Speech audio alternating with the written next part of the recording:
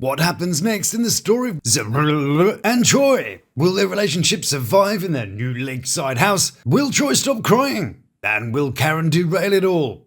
To answer this and many more questions, allow me to take us back to the beginning. Hello and welcome to Lawd Lukan.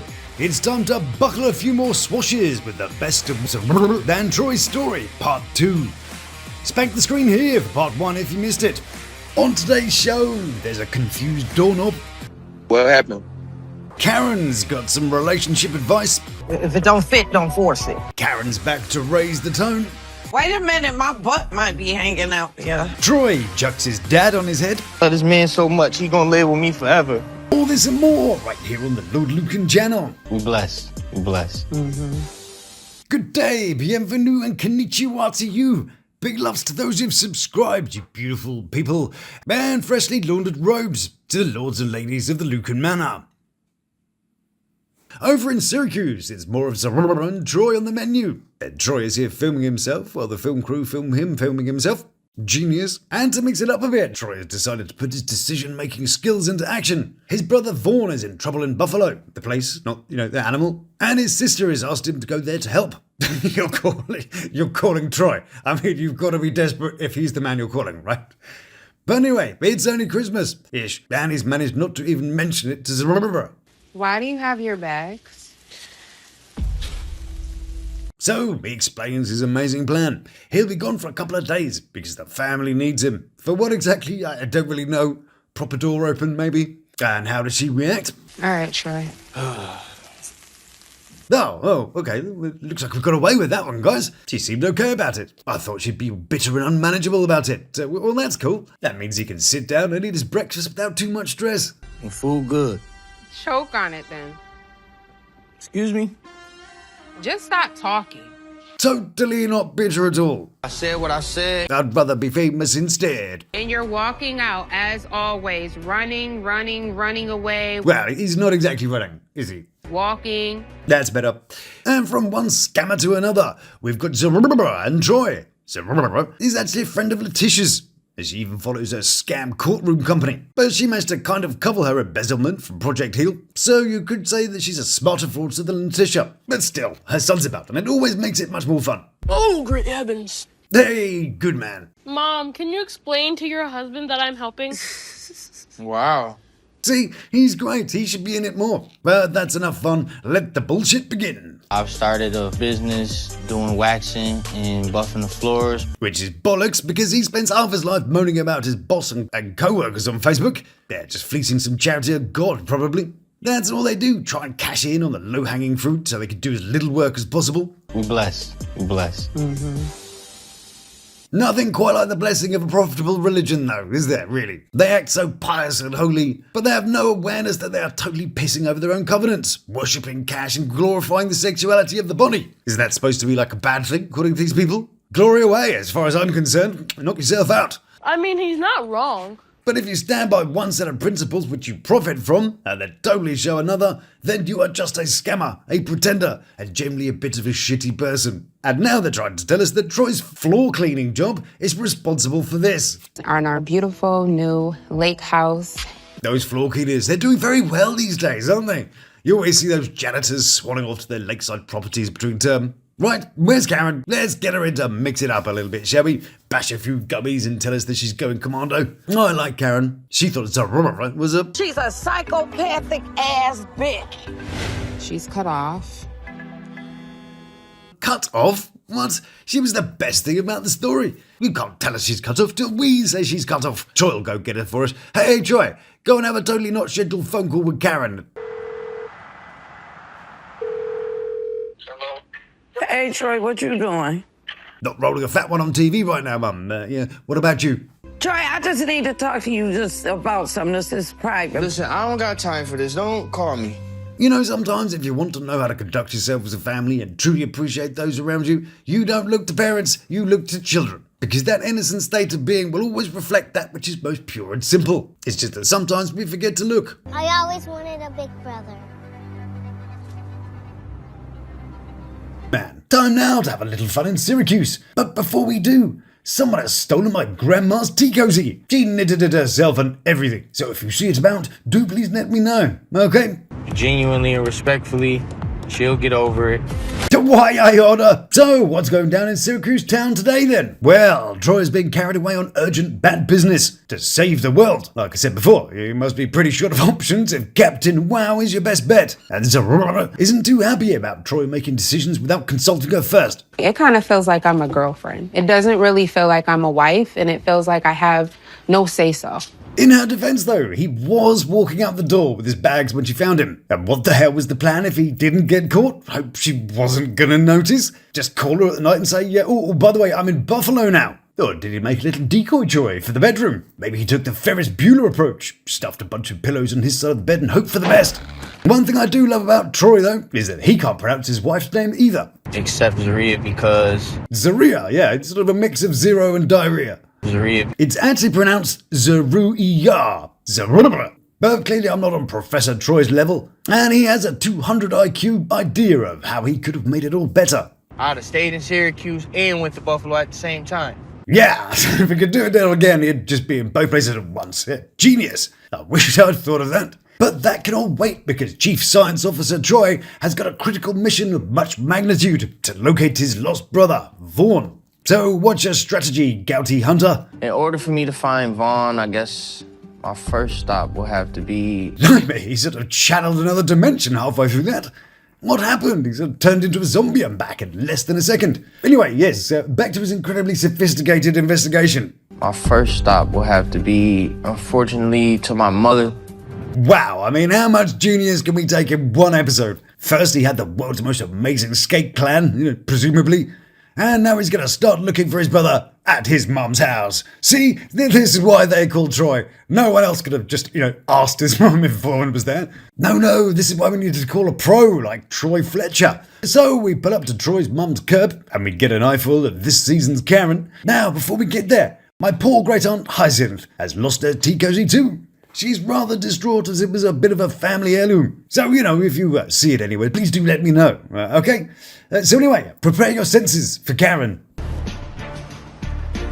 Now here go, Troy. I'll call y'all back. Oh, yes, it looks like Predator's mum took up knitting and prostitution at the same time. There's a bit more real estate in the old forehead area these days too, isn't there? I sometimes wonder where Troy gets his brain power from. I got some weed. You want to smoke? Ah, yes. He know I be high as hell. Indeed, but I'm sure that in parts of his life, he would have liked someone who was a bit more sort of, earthbound. And Karen shows her colours as a bit of a callous and detached mother when she tells Troy that she has no interest in finding Vaughn. And in fact, she wouldn't look for him either. Not no kid, he's 26 years old. Do I look for you? Well, maybe that's the problem. And while she thinks Troy's childhood was mostly good and that he was always happy, he was probably also passively high. That's why. And Troy didn't speak for the early years of his life. As a kid, I didn't speak. I didn't learn how to be boisterous until I was in my teenage years. I know I shouldn't laugh, but, let's have a moment of silence for the word boisterous. Boisterous. It does make sense, though. If someone has a boisterous voice, they might be boisterous. Boisterous. I'll take it. Karen is unapologetic about her shortcomings as a mother, and she says she may not have been perfect, but she... I was there. Yeah, well, thanks for, participating. Cheers. And as Magnum Columbo Troy P.I. takes to the streets, we bid him farewell for now. Meanwhile, in Buffalo, quick shout out to the New Yorkers in the comments, and over in the Jones household, it's all go. Dan Troy's in the lounge practicing his numbers. 6, 7, 8, 9, 50. Close, we'll work on 10 next. So, Troy's visiting his sister, his brother, who they seem to have found pretty easily. He was at his sister's house. Good job you were here, Captain Wow. And they visited the grave of their brother Thomas Swan, also known as Tommy Gun, but he was rather enthusiastic about firearms. Unfortunately, someone else was slightly more enthusiastic about them, and they went up and ended his music career permanently. There isn't actually any record of him being part of this 2 Real Records, which hail from Buffalo, New York, but they put it on the gravestone anyway. But poor old Troy is a bit down in the dumps and is thinking about his deceased father. I haven't even got his ashes yet. Well, I hope he takes better care of his dad's ashes than he did with old poor Oscar's. It was always his wish to be scattered all over a shoebox, And the rest of this is actually really sad, as he clearly misses his dad very deeply. I just wanted to talk to him one more time. So, to cheer us all up, I'll point out this thing looks a bit like the dildo, say the words, good job. But next is a jaunt over Syracuse to catch up with the Joneses, and Troy. And isn't it awkward when you hug your massive friend and your head gets bent back so far you make that weird sound when you swallow? One of the things I love about Zeruiah is that no one can pronounce her name correctly. Troy demonstrated that last week, and now it's the friend's turn to get it wrong. I've known Zeruiah. Zeruiah, not Zeruiah or whatever they're saying. It's a bit like being called this. Who the hell's up for tackling this one? It is, of course, Siobhan Beach Mayhew. Or if someone had this surname, which is pronounced Fanshawe. Somehow, no idea. Or, of course, there's this British surname. Delightful. But Sahara, like the massive desert, I guess it's a better desert than the other ones to be named after. She could have had Kilzilcum or Rub Al Khali. Well, lucky Al. But Sahara's here to do a bit of super convincing acting. See if you can spot it. Where's Troy? That's like the kind of acting prowess you see from the extras on Barney, isn't it? I love how she even looks around, kind of. Where's Troy? Well, he's not on the fucking counter, is he? I'm going to play that again because it's stupid. Where's Troy? Good job. And here is where we're reminded that Zeruiah is an unreliable narrator. The topic of conversation turns to Troy's baby mama, Yona, and the fact she doesn't want to introduce Zeruiah into the mix until things are cordial and calm. But that's not exactly what she says. He has to see her without me. Why? I mean, no idea. What a bitch that Yona must be. Saying stuff for no reason. Did something happen? No. No, alrighty then. Should we have a hang on a second about that? I don't know if it qualifies for a full hang on a second, because we all know what's going on. It's what you might call dramatic irony, where the audience knows something the characters don't. So we'll have a little hang on a second about it just for posterity. Okay? You can't step in and they want to talk now, Yana. You just a kid, exactly. Too. So Can't imagine why she doesn't want you around. So, is this the storyline for this season? Is it all about Troy needing a harness? But we don't want those Millses to get all the wedding glory this season. No. Zeruiah wants a wedding for her ego too. I want a wedding because I never got one. You did. You just couldn't have a proper one, so you had it in prison. And then was astounded that there were strict rules. It was just, oh, will you take this woman to be your wife, blah, blah, blah. Wedding over.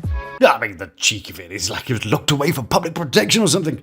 No, that is a stretch, isn't it? The guy who struggles to open his weed packs being a danger to society. He did time for attempted robbery, of course, not, actual robbery. This guy rocks up to demand your wallet, you'd rob him out of general principle, wouldn't you? And I think attempted criminals should have their own wing, with glass walls so proper criminals can walk past and point at them and laugh. Ha ha, dickhead.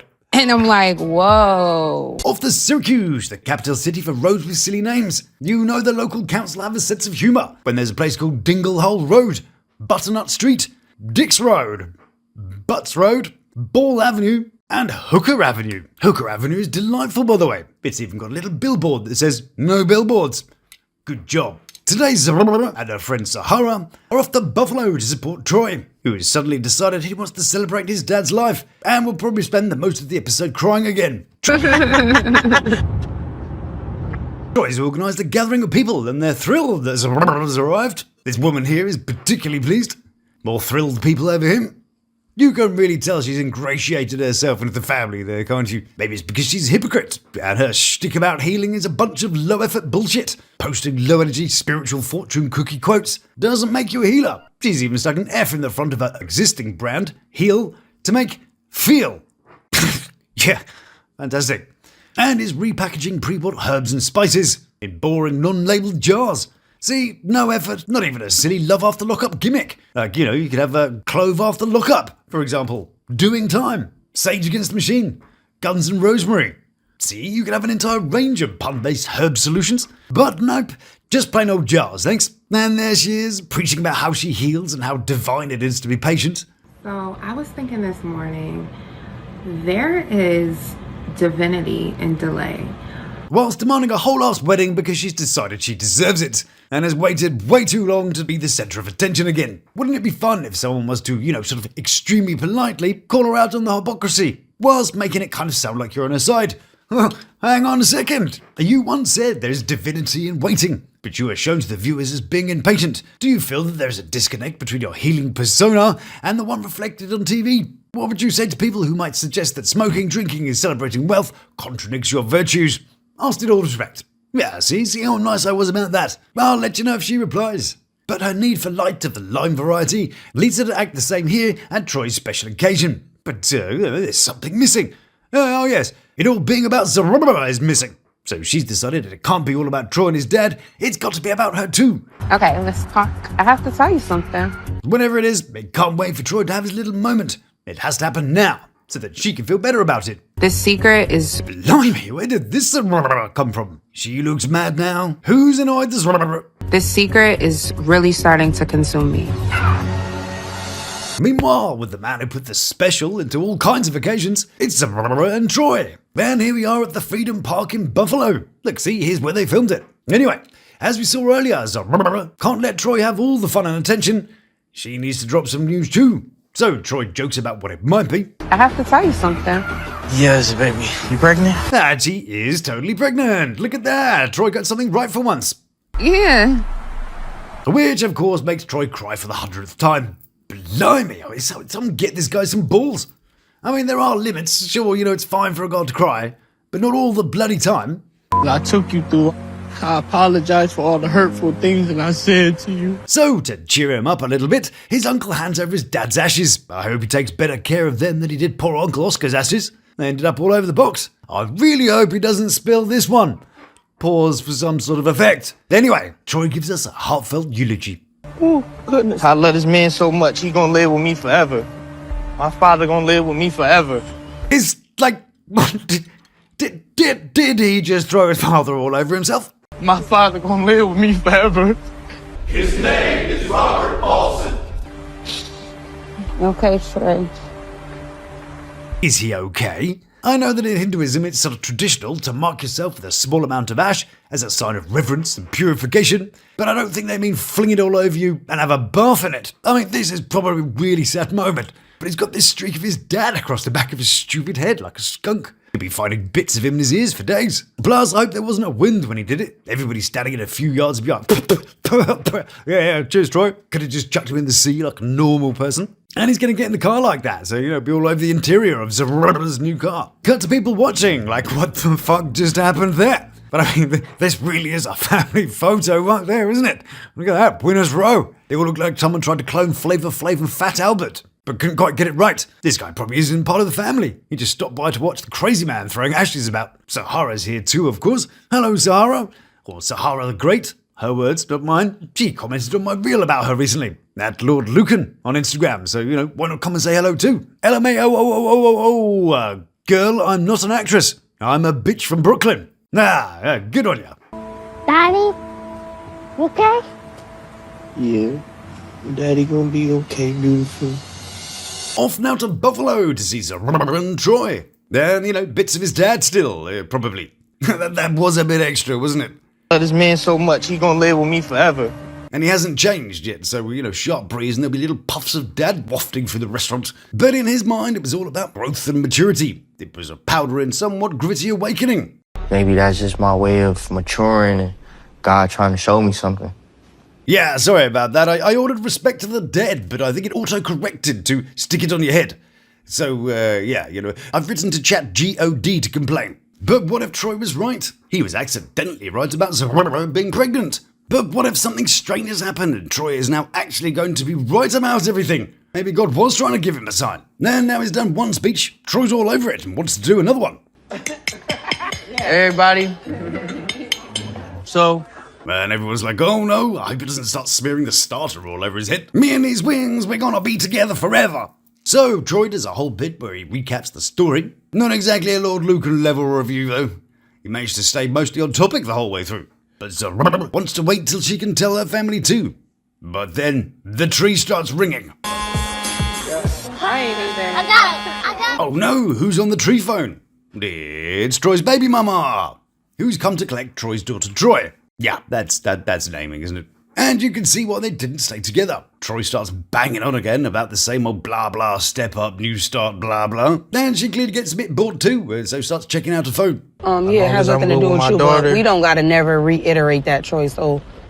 They're like jelly and steel, aren't they? I imagine when she first met him, she might have fallen for the street Troy persona, presumably, and then she got to know him and found out that he's softer than Danny Trejo's hard bits. Oh, and before we leave them for now, if you don't know, Zeruiah and Troy welcomed their baby in August. Good luck to them. For to Syracuse, and we're with Zeruiah, Troy, and Karen's even popped over for some comic relief. Hold on! And so Troy leaves her in the car and walks off. Yeah, cheers, Troy. Got to say, it's not like she gives much of a shit about him either, really, is it? So it's, kind of fair enough. Even though it does look like she's about to fall off the driveway. Do you love her outfit, by the way? Got the old legs out for the film crew? I guess we can't really see much from here. Allow me to fix that for you. I'm so sorry. I should have warned you. No one warned me about that when it flashed up on my Facebook. So she's here to tell Zeruiah that she looks massive. Stop! You big! Is it me, or is it slightly impolite to tell a woman she looks like the broadside of a bus, regardless of whether or not she's pregnant? So didn't tell her that she looks too old to be walking around with no knickers on. But Karen has all the right questions for a time like this. What you cooking? I'm hungry. Someone's got the munchies. So they sit down to a nice cup of tea and a chat, ironing out those little pinch points in their relationship, which goes really well. You don't know what I told Trophy. No. You don't. You can't. You're. And so Troy bravely sits there and shuts the hell up. That's a risky strategy, Bob. He'll be in trouble for not getting involved later. This is what we in the industry call damned whatever the hell you do. Let's get this out. Oh my God! For the last time this season, we're back in Syracuse for one last helping of Zeruiah and Troy. So how does it all end in here? Well, after more arguing, everyone decided that they're all great mates again. They welcomed a baby boy to their family and continue to milk vulnerable people with spirituality while spending it on lakeside properties and fancy cars. All under the guise of being charitable.